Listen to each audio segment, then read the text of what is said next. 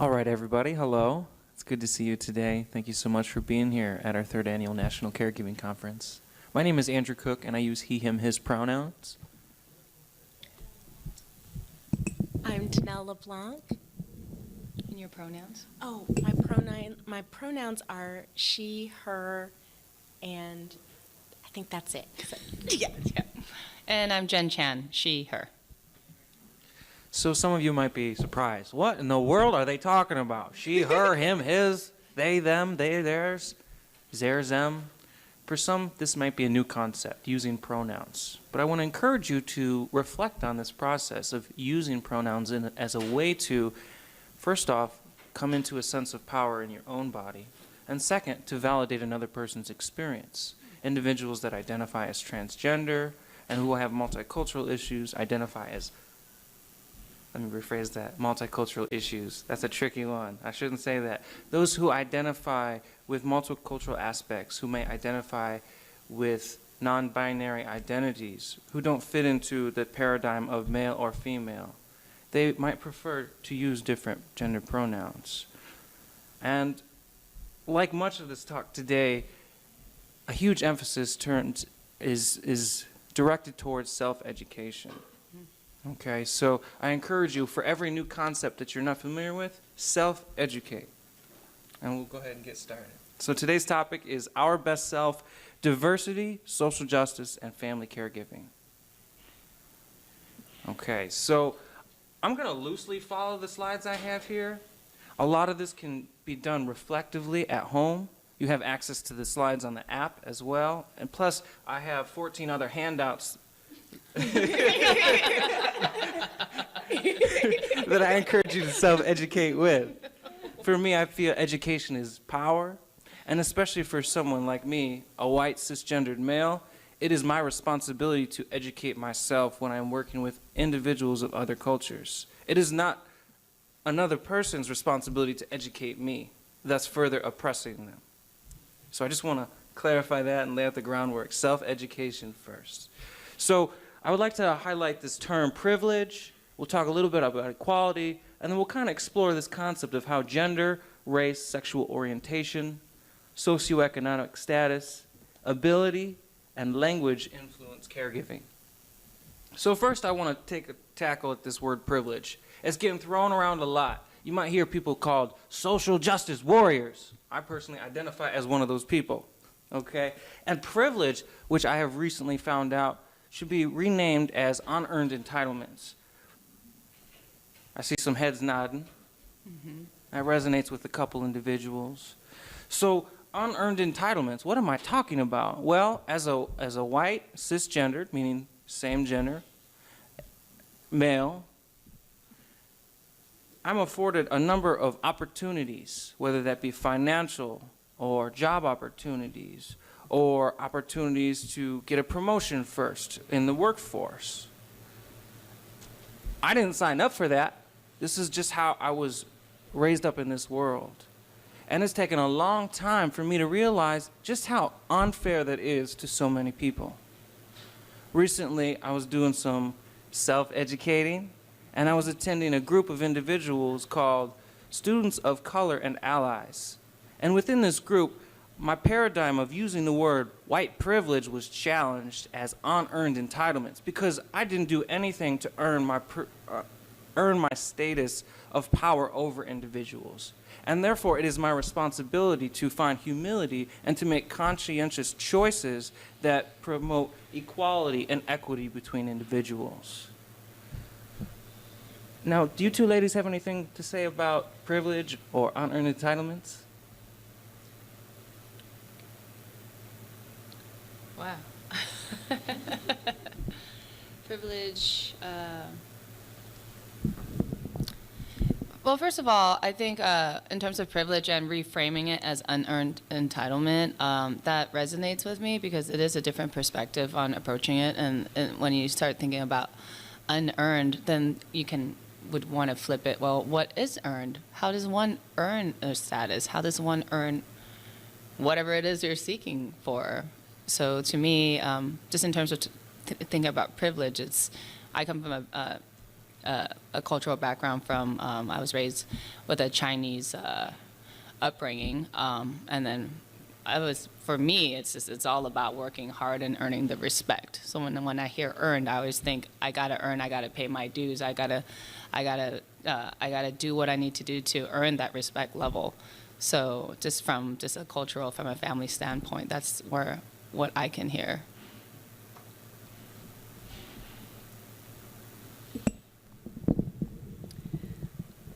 I'll just add to that. I had an experience with a neighbor of ours who lived next door to us for 15 years, who actually admitted to me that he was racist, and which was amazing. We were actually friends, and I love him, and he loved me. And we had a discussion about white privilege. We were using those words. Those were the words that we had.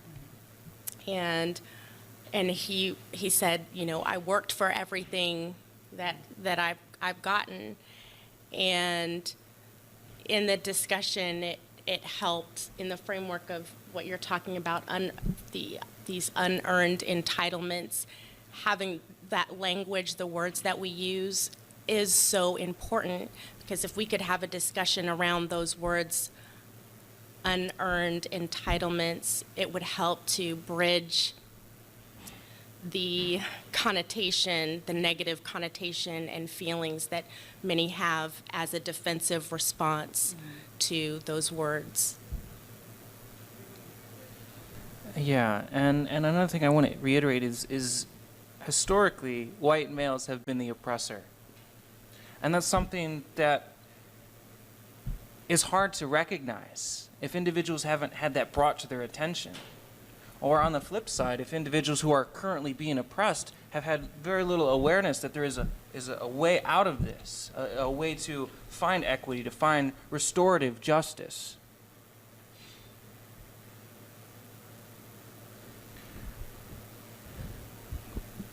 In relation to caregiving, we see that typically the primary caregiver is female.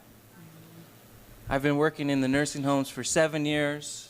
In the healthcare field, it tends to be about a 1-to-20 ratio of male to female. So the script is slightly flipped, but at the same time, when it comes for reviews, when it comes for promotions, and when it comes for the benefit of the doubt, it's typically given to the male rather than the female. And that's not right. And it's my responsibility to call that out as someone who has these unearned entitlements. So I want to shift a little bit now to this concept of equality. What is equality? What is equal? And what is equity? What is this opportunity to find equanimity and balance within communities of color, within communities that are separated by gerrymandering, by forceful removal, diaspora, if you will, the forceful removal of an individual from their cultural and native lands. Now, again, a lot of what I'm going to be saying might be new, and that's okay. What I am encouraging you to do is to check yourself, to feel into what's here, and to notice if what I'm saying as a white male talking to a bunch of females is causing a reaction. What do you notice? As I notice I'm saying this, I'm very aware that I might be overstepping, that I might be saying the wrong things. And I have to be very careful as I approach these topics. And so for me, equality was, oh yeah, it was equal pay for women. It was, let's make sure that they have an equal voice in Congress. Let's make sure that all individuals are equal, which is a fantasy to live in, because the reality is people are not being treated equally. And to say that you and I are equal is unfair, because the way that the world will treat you, the way that the world will oppress you, is not fair. I, for one, don't have to walk down the street at night concerning about being attacked. I don't have to worry about being oppressed. That's not in my line of consciousness. But every time I have a conversation, particularly with the person who identifies as female, a perpetual fear they have is the fear of rape, is the fear of catcalling, is the fear of systemic abuse.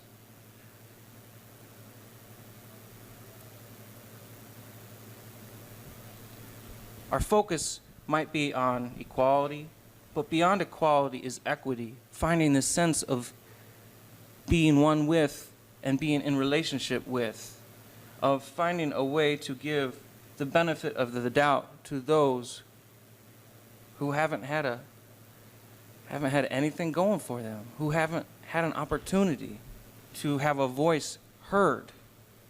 If we look at the healthcare system, particularly at the end of life, we see that African Americans, Hispanic Americans, and absolutely Native Americans' rights and their cultural belief systems are invalidated. Instead of focusing on what is here now, excuse me, let me rephrase that. Instead of focusing on end-of-life planning, a lot of emphasis is placed on the here and now experience with a loved one. I don't want to speak too much about Black culture and Black community. I'll hand that over to Dannelle. And could you talk a little bit about your experience of equality and your experience of inequality in the healthcare system? Thank you, Andrew. So I'll share two different sides of the coin. One is my own experience in the healthcare system.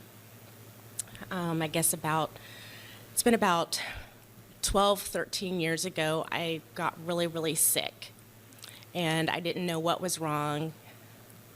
My whole body was inflamed. My head got so big I couldn't put my glasses on. All my hair fell out. My digestive system was shut down to the point where my stomach was out to here. People kept asking me if I was pregnant. And my skin was turning black like this table. It was just, I never got a diagnosis. I went to a series of 7 different physicians, including specialists, and I had one of the dermatologists that I went to see asked me because all my hair was falling out, he asked me if I was using a hot comb in my hair, and that was the reason why my hair was falling out. The final straw for me, and this was over a period of years, where the condition kept getting worse. I was prescribed steroids, antibiotics, anti-itch medications, antidepressants, a topical called clobetasol, which is the strongest topical steroid that you can get outside of a clinical setting.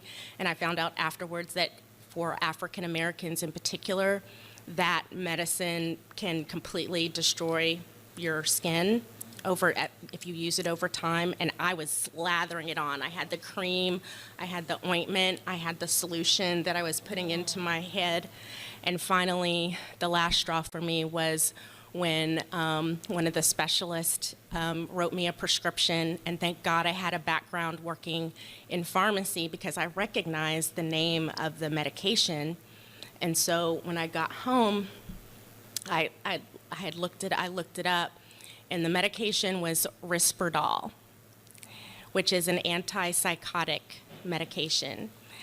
And when I went back and I asked, why would you prescribe me this medication?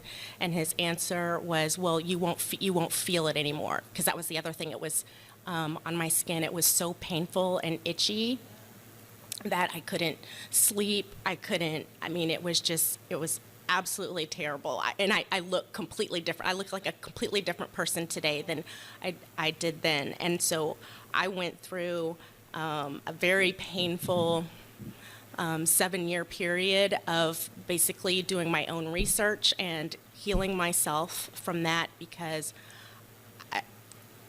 I could not find a physician who was willing to help me and to address what was going on. And I know that not all physicians are like that, but that was my experience at a time when I was on my bathroom floor, wanting to die, and resolving to stay alive because I had 2 young children at the time.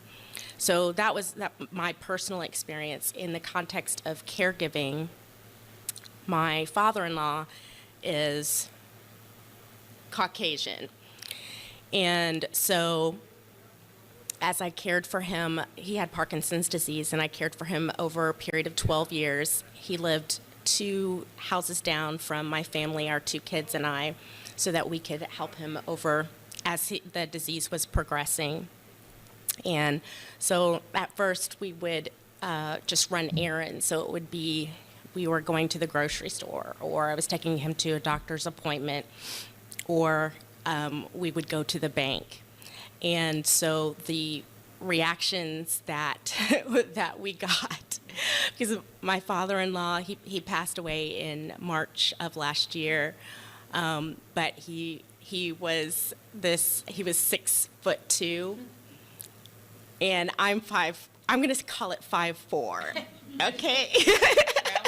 Yeah, I'm rounding up, and he was, very, very lanky. So we were just looked like this. And I know we look like an odd couple. However, there's a difference between, someone catching your eye because they look unique or they're different from what you would ordinarily see in your everyday life, and making a judgment about what that is. And so that's what we experienced, is there were judgments about what our relationship was, and you can't go around with a sign on your back, and that's how it felt. I would feel like I could, if I just could have a sign on my back that said, "This is my father-in-law," that it would be at least better. It still wouldn't be okay for some people, but at least it would be better. And oftentimes there was an assumption that I was his paid caregiver. When we went after a while with the doctor's offices, they knew me. But in later years, when we had to go to the emergency room or we were in a rehab situation, then I had to make sure that I had all of my documentation and I knew what was going on. I mean, I knew my father-in-law for 25 years, so I knew what his habits were. I knew everything about him. I was on his power of attorney, secondary only to my husband, and he had a daughter. And so I had to make sure that I was above board. I felt compelled to.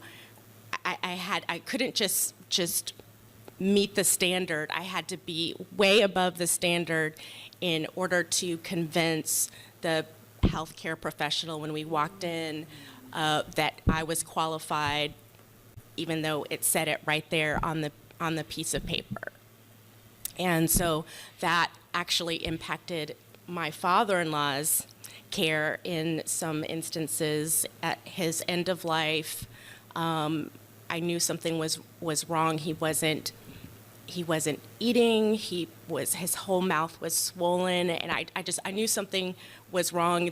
I told the healthcare providers that I really wanted him. He was in a memory care center at this time, and that we really needed to get him to the emergency room. And I got pushed back. They told me, well, why don't we wait and see what happens? By the next day, he hadn't gotten any better, so I brought him to the emergency room, and again got pushed back there from the physicians. They're, who are you? What's going on? And to compound things, at this time, my husband was out of the country in Peru. And so I didn't want to tell him because there was nothing he could do, and I had this sense of urgency. Okay, I have to get this taken care of because I don't have any backup to come in and help me. And so turns out that he ended up being admitted with aspirating pneumonia, and from there, it was just every step was just a struggle, and we experience those struggles as caregivers. However, there's a sense with some providers that there's something else there, and so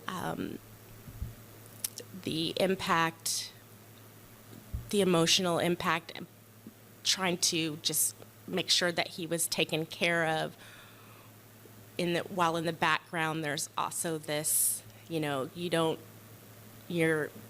not qualified, or, why are you making the decision? Was challenging at times, was challenging. And with that being said, I was blessed to have the type of relationship with my father-in-law where outside of those type of emergent situations, like say God forbid, we had to go to the bank. It was like, okay, we need you to come into this room, and, we need to check your, ID and all, it's just like, but we could laugh about it. We were able to laugh. My father, he knew what was happening. And so we could laugh about it, but it's another aspect of caregiving that actually I'm so accustomed to it just in my own personal day-to-day life. I hadn't even thought about the impact in our caregiving relationship until Denise actually articulated it, and she said, "Dannelle, look at what." I was just, talking about just, my experience, and she identified it, but it's so ingrained as a part of my regular life. I didn't even realize, oh my gosh. So that was my experience. Thank you for sharing, Dannelle. Yeah, I can see how, it's part of your norm, but maybe that doesn't need to be the norm. Or there could be a new norm, however that can be, based on education and awareness. And as for me, I think I have not similar experiences. I can talk about the ER, but not necessarily in terms of diversity. I think just in terms of a cultural difference. My grandma is Chinese, and she speaks strictly Cantonese. And I was raised by her, so I also speak Cantonese.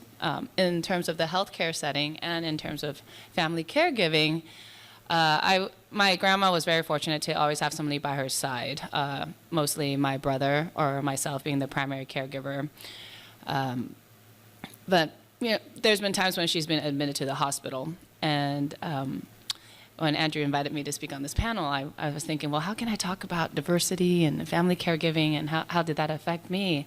The first story that came to mind in terms of cultural diversity was that my grandma had really, really bad pneumonia. She couldn't breathe. It was very scary. I went to the ER room with them, and then all of a sudden, I had to become her advocate, patient advocate. But there's a lot of things going on in that room, lots of things, vitals, and then my grandma was in a diaper, and they needed to put a catheter. Like, she had no idea what was going on. She was already loopy. But I'm in the room, and then the nurses were talking to me, and I had to immediately translate from English to Cantonese all these medical devices. So I'm speaking more from a cultural aspect of, okay, lost in translation. I don't know how much I can translate on the spot. I'm stressed out. I'm freaking out for my grandma. I don't know how to translate catheter, people. Do you know how to translate catheter in another language? No. So grandma's doing this. There's a lot of things going on, and the doctors or nurses is asking me for consent because I'm her advocate. And I said, give me 1 second. Grandma, you know when you drink from a cup, that straw? They want to put a straw into you so they can take the diaper away? Is that okay? This is the consent part. And she goes, oh, yes. I said, yes, put it in there.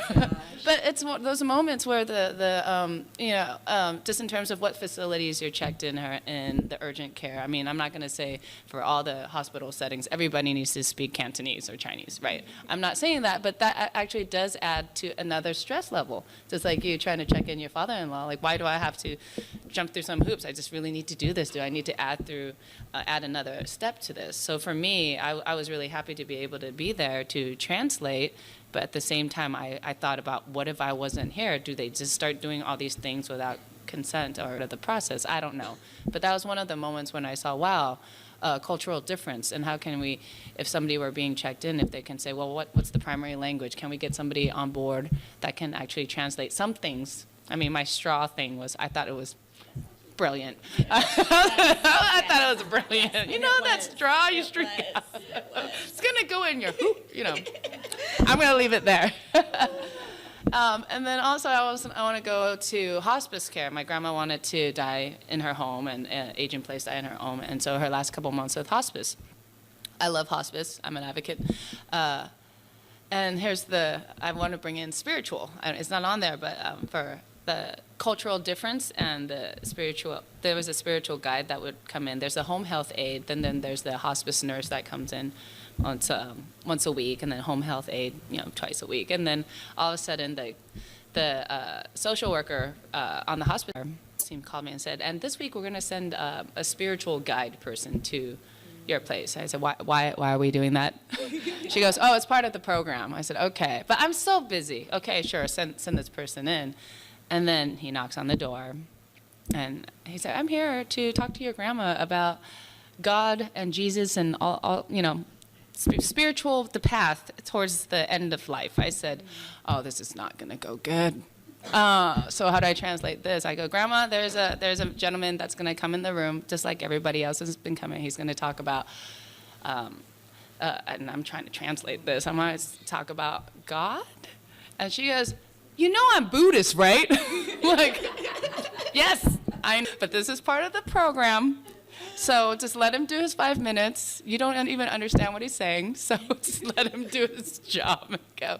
But it's one of those moments where, like, okay, so this is it. What do I do? He needs to do his job. Okay, you come in. But Grandma didn't even look at him, just kind of stared at the wall, and I'm translating to the best of my abilities. And he finally got the clue. He's like, she's not interested in hearing anything about being enlightened, the spiritual path. I'm like, no.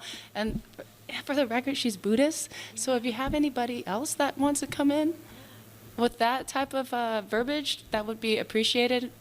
Maybe we need to tell the hospice care team, the social worker, and educate on that's what she would be more inclined to talk about. And again, this gentleman, he was Caucasian, and he was talking about God, and my grandma just didn't even want to hear it in her place.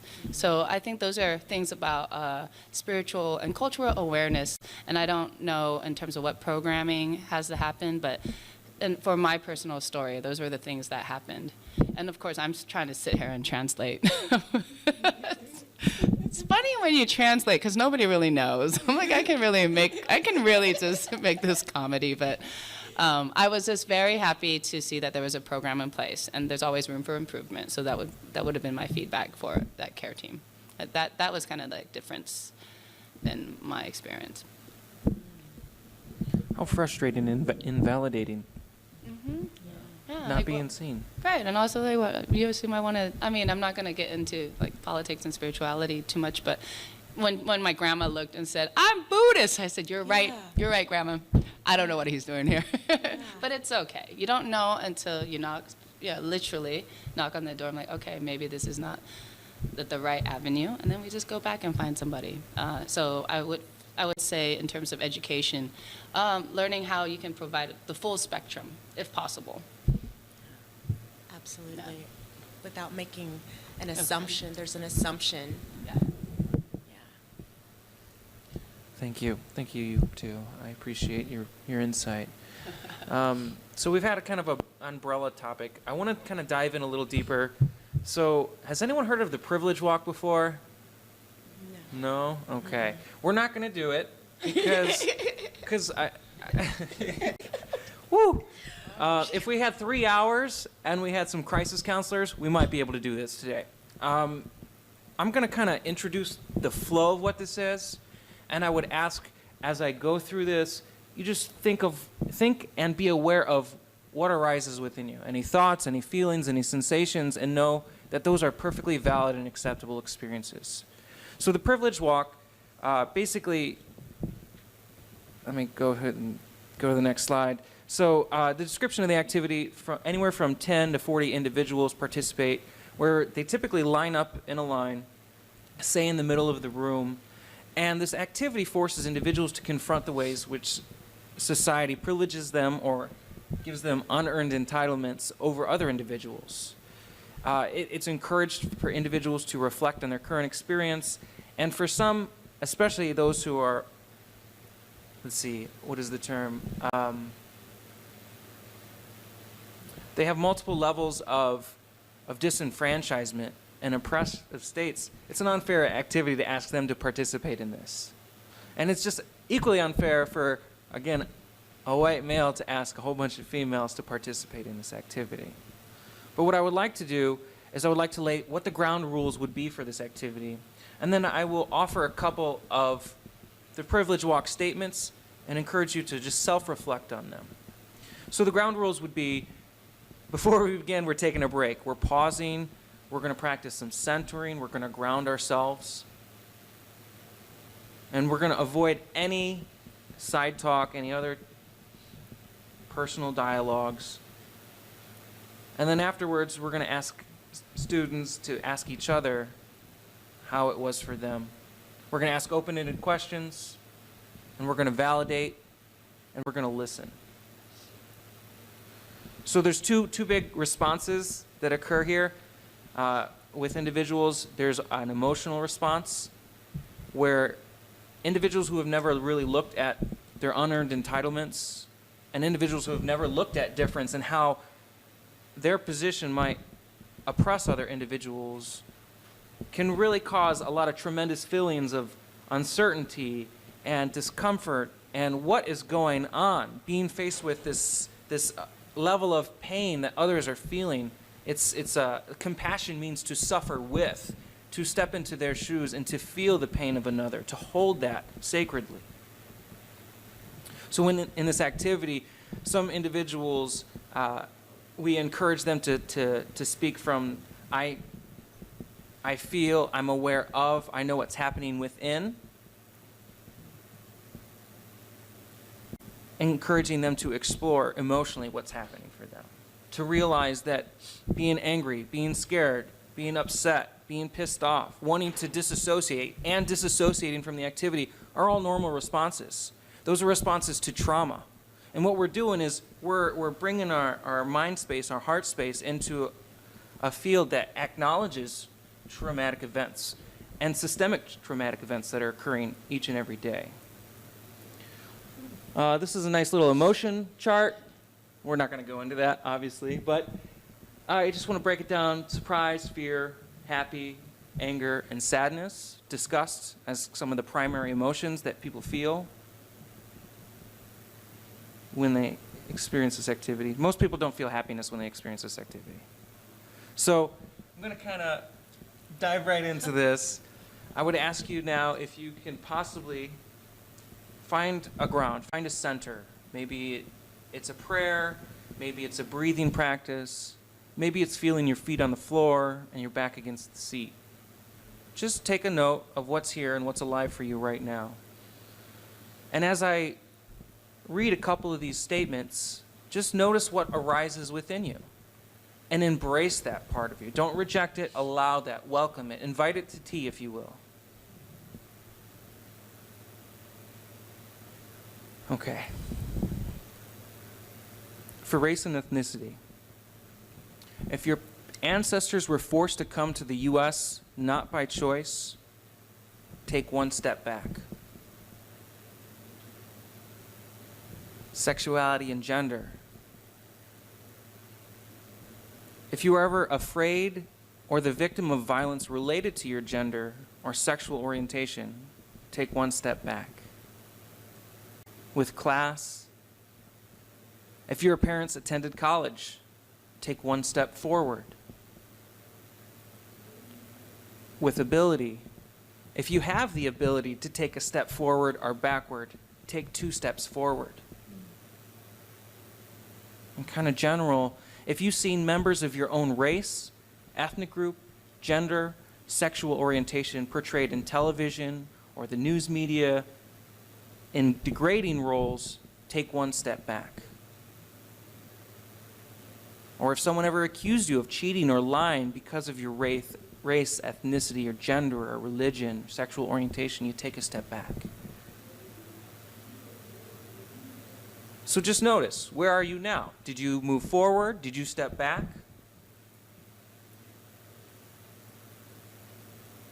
Notice what arises, any emotions, any feelings, sensations, or reactions. And just allow them to be.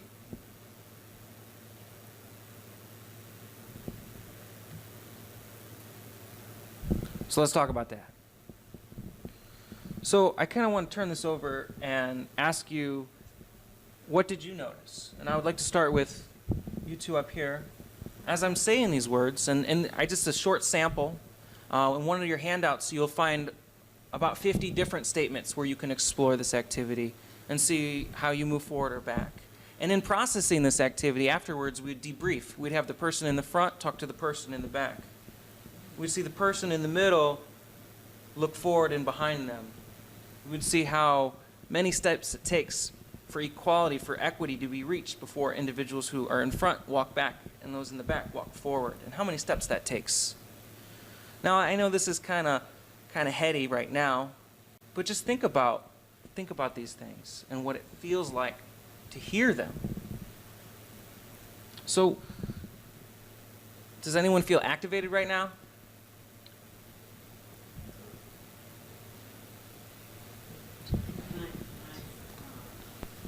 Oh, we need a microphone.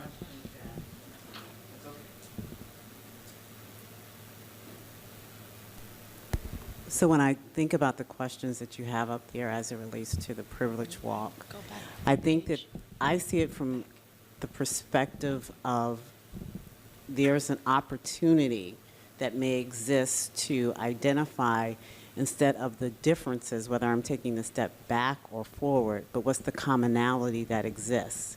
So what's the commonality that could possibly exist, not in terms of race or ethnicity or sexuality or gender, but as caregivers as a whole?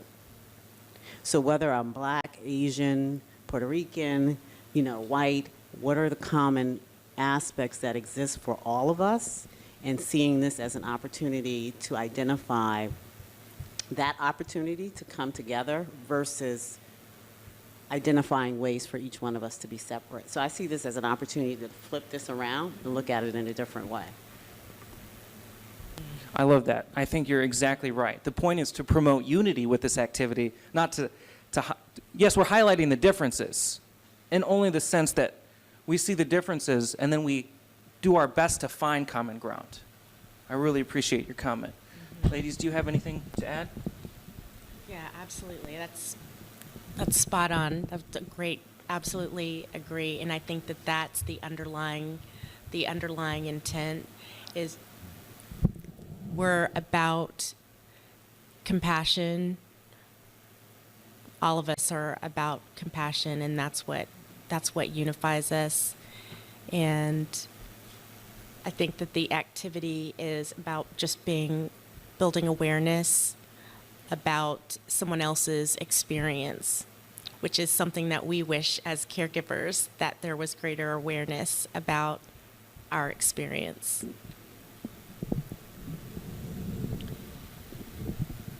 I agree with you. What is your name? Althea, thank you. I did see this as an opportunity for education. Even some of the questions I couldn't answer on my own, so it could be, hey, maybe I should find that out about my own roots. But in terms of finding commonalities, I mean, if I were to visualize just a whole group in a line moving forward and backwards, then I go, okay, there's a common bond. Maybe we can talk more about it. And those, maybe that's not a bond, but maybe we can talk about why not. And then an opportunity to figure out how we can flip it and say, well, even with all these differences, maybe under the eyes and the umbrella of caregiving, we're all still the same as one, even with all of these, because the key component, in my opinion, would be the compassion piece for caregiving.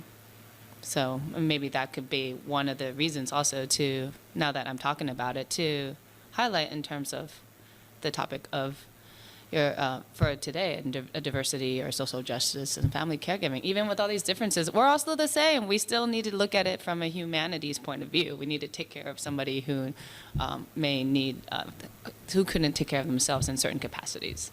So perhaps maybe taking these away and then putting on new shades and see through the lens of caregiving.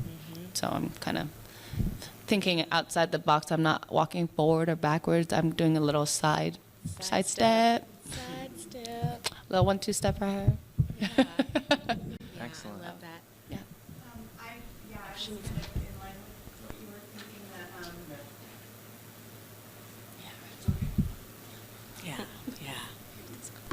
that, for me personally, I have plenty to say about white males, but like in the context of caregiving, I think that everybody has a vulnerability because you're coming from a very emotional place no matter who you are. Yeah. And so that's really unfortunate to hear that like you had to jump through so many extra hoops, both of you. I'm curious hearing your stories because from my experience dealing with caregiving, particularly in a hospital setting, it seems like the experience I had, both of your issues, well, particularly the language barrier, were something that was addressed to me, even though it wasn't anything I really had to deal with. So I was curious for both of you what state your healthcare systems were in, and if you thought that if you had a stronger relationship with a social worker who could have relayed your situations to the care management team if they were effective at their jobs, if you think that that could have helped you in your situation so that you weren't dealing with it like every time you showed up. Do you want to speak to that first? Thank you for your question. I mean, these are emergency situations, so it's, I mean, yes, I would have loved an advocate, you know, as a caregiver, you're an advocate for your loved one, so I can hear maybe an advocate for you as a caregiver during that process. Would I have loved that? Yes, but is that realistic? No, because it's, you're just in the emergency setting, just got to take care of it. Personally, in terms of the healthcare setting, it was Kaiser. So I feel like they've got services. So in terms of the language barrier, am I surprised? I don't know. I didn't really look into it until I experienced it. You know, you can even look at pamphlets if you want, like what's in the break room, or all the information translated in different languages. Depends on where you are, geographically speaking. Yeah, so I'm from San Francisco Bay Area. It's pretty diverse, but at the same time, it's what the hospital can offer. And for the hospice, it was also through Kaiser, just to give you the information. My grandma qualified through Medicare and Medi-Cal, so that was by default. Could we choose another hospice program? Yes, but at that time, so it was more of the timeline, and if we could plan it out, yes, but at this point it was she had pneumonia, she got admitted, and okay, all of a sudden it's hospice. Okay, now we're just gonna go with it, and then 2 months later, she transitioned to another place. So in the idealistic world, that would be great, but caregiving, it's now, it's present. So you can plan for it, but then there's also the variable. Thank you, Jen. Yeah. So I agree. At the time and in the moment, it would have been very helpful to have a geriatric care manager to kind of help smooth that transition. And whether it was a geriatric care manager, the physician, the nurses, the aides, having some type of awareness that it's a caregiving team, and to address the family caregiver, whomever that is, with acknowledgement that they're the person best capable of helping the carried to get the best care possible. I mean, I was in the Texas healthcare system, so in North Dallas, and I don't know that the healthcare system that I was in would have really made a difference, because we had been in actually 2 different healthcare systems. I won't name the other one because it's a smaller one, and different rehabilitation centers as well. So I really think that it's about changing the entire system of the healthcare, so that when you walk in, then you're not seen as like kind of like this shadow in the background behind your family member, but that you're seen coming in as a team. And then the approach is about, okay, what does the caree need and what does the family caregiver need? And that type of holistic assessment. I'm actually going to chime in on that. I've gone to a couple of workshops, conferences. I may not have the right word, but what you're you're kind of hitting the nail on the head. Is that the idiom? Okay. Yeah. There is a shift in holistic approach in, I think, patient-centered care or a team care approach, where everybody is on the same page instead of a fragmented communication where you'll know who the actual care team is, from the doctor to the physician to the caregiver. There's actually a lot of highlight now for the caregiver being a part of the care team. So for case in point, we knew Dannelle was part of the care team from day one, and then anytime you checked in, there was a sheet saying you're part of the care team. It's like, come on in, Dannelle. Right. You know, Right. yeah. I think there's a shift into that, and there's been more buzz around it. But again, I'm not exactly sure what the correct term is, but it's something patient-centered or patient-centered care. Okay, so all right. Deborah? Yeah, let's go. We have time for one more question. One more question, right? Oh my gosh. Yeah. So it's more of a comment than a question. And that is, now that I've got my caregiver consulting, I'm trying to be very aware of cultural differences. Yeah. There's a fabulous TED Talk done out of San Antonio that talks about the fact there is no word for caregiver in Spanish, because they are family and they don't consider themselves caregiver. Right. You take that then over to the Southeast Asian and the Chinese, and it's a very different way of looking at that role. And so, and even to the point, my current client is Jewish, and I'm aware of that. So if I can find a Jewish resource for them that will give them a level of comfort, I'm going to do that. So even when we work in this caregiving role to work with our clients, I think being sensitive to the cultural piece of this is really, really important. Yeah, absolutely. Thank you, Deborah. Absolutely. Yeah, it's up to us to be the change we want to see in the world. If we want to see the future change, it starts today.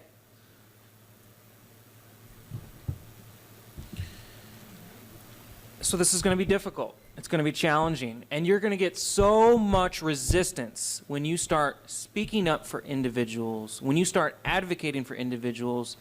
It's the pendulum swings. When you're moving to the good, the bad is going to come swinging back the other way.